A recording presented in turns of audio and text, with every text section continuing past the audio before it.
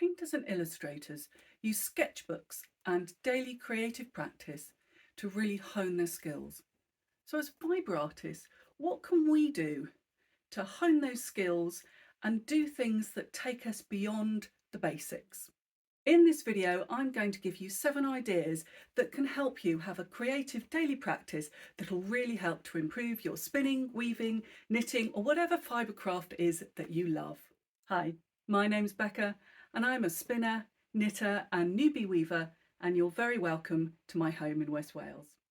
My last few videos have been very focused on an end product and spinning in order to, in my case, knit, but equally it could be to crochet or to weave. And that's great, and it's a really good thing to do, and certainly, you know, getting rid of some of the stash is a good option as well.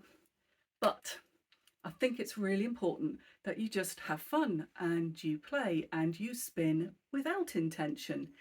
And that's sort of what I mean by your creative daily practice. So not spinning, the dog's squeaking, one moment.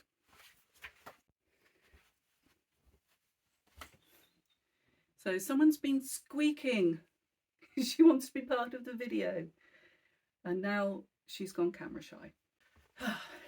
So after that brief interlude with hairy dogs, back to wool. Well, not just wool, back to fibre and spinning. So my first suggestion for you is to set aside 10 to 15 minutes a day when you do your thing. So spin or knit or crochet or weave, and your 10 to 15 minutes, nobody can interrupt you, you just do it. And then little by little, you are doing something every day that's creative and is going to improve your skills. My second idea is to do a breed study. A lot of fibre producers create packs that are lots of different breeds in sort of 50-gram amounts so that you can experience spinning lots of different types of fibre. So from merino through to Jacob and everything in between. They're really good fun, and it's a great way to experience lots of different styles of spinning in quite a sort of short space of time and without having to invest a huge amount of money. Number 3, try a new technique. So I've been spinning quite a while, and I sort of do have my default when it comes to drafting and the way I like to spin. But I was really conscious that there were some techniques that I just hadn't really done since back in the day when I first learned to spin. So this week I have been looking at a technique that I really don't think I've done since I was sat in a circle in Sarah Harris's lovely little shop in Clevedon learning to spin, and that's spinning off the fold. So over the last few days I have been sitting down and actually spinning off the fold, and I have to say it was not very comfortable and it didn't feel very easy, but actually by the end of it I'd sort of found a way that worked for me. And it's a really good thing just to kind of either refresh your skills or learn a new skill. Number 4, spin a different fibre.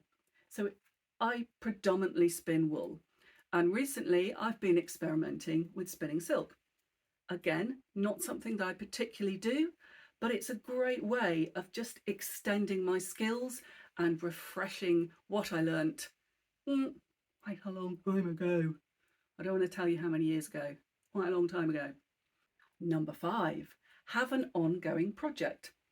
So I follow a creator in the illustration space called Andy J. Pizza. He has a podcast called The Creative Pep Talk. And one of the things he talks about is the fact that he started a weekly project where he had to create a different character. No, it wasn't weekly, it was daily. He created a different character every day. And he did this for a year. And out of that, this incredible body of work has been created. And he is now a New York Times bestseller for his picture book, which started with his daily project. So it sort of goes back to spinning every day. If you just have something that you're always doing, you're always working on, it's a really good way to again extend your skills and keep practicing. Create outside your comfort zone. Okay, sitting down in front of, I was going to say a camera, in fact in my case it's my mobile phone, talking to my mobile phone about my creative projects. Oh my goodness, that is so far outside my comfort zone, I can't even tell you. But I know it's benefiting my spinning. Now, my last point is nice and simple. Read an article, a blog, a book, something around your subject.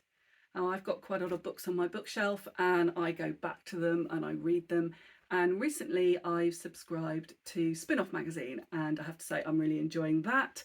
And they've got lots of digital assets that go with the subscription. And I've been learning lots of things, that some of the things I'd forgotten, because again, you know, 20 million years ago when I did my spinning classes, and also new things that I had never seen before. So I find that really, really great way of just taking my craft or my art to another stage and another step further on. So those are my ideas, but I would really love to hear your ideas. What do you do to take your spinning, your knitting, your weaving to the next stage? Do you have a daily practice? What are the things that have really helped you to take those next steps forward? Please share them in the comments, because not only do I benefit, and okay, maybe I'm being a bit selfish to ask you, but actually other people that are watching this video can benefit as well. So as promised, here is the update on the projects I've been working on.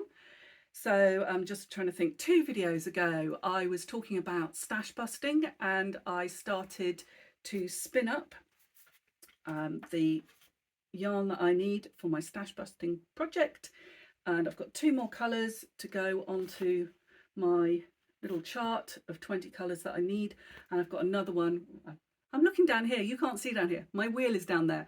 I've got another one on the wheel. One of my very early videos was about using the colour wheel to create your yarns, and I spun up this yarn, and then a few videos on I was talking about using it to make socks, and there you go, one sock. Hasn't been blocked, but it's done, and the other one is on the needles, and that won't be very long. Oh, don't need that bit. It won't be very long before I finish that. So I also have 2 more yarns in the queue waiting to be socks, so hopefully in the next few weeks I will have 3 new pairs of socks. So I made a short showing you me blending this yarn.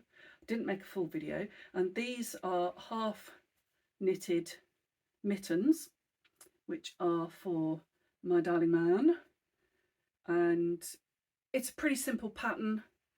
It's a rib and then stocking stitch, and you obviously you knit it flat and then you make 1 stitch to form a gusset for the thumb, then knit this as, I think it's about 18 stitches, and you just sort of turn it, then sew it up, then knit the rest of this bit, and it finishes with a rib.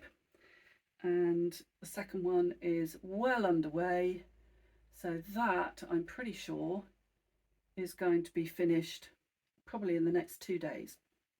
So that's what I've got on the needles. As I said, on the wheel I'm spinning for my stash bust, and that's going pretty well. I'm not in any hurry to get any of these done. You know, I'm just going to carry on making and creating, which is obviously what I love to do. So that's what I'm working on. I'd love to know what you're working on. Please leave a comment below, or you can say hi over on Instagram. My next video, I'm going to be taking a look at the world's most popular spinning wheel. Until then, happy creating.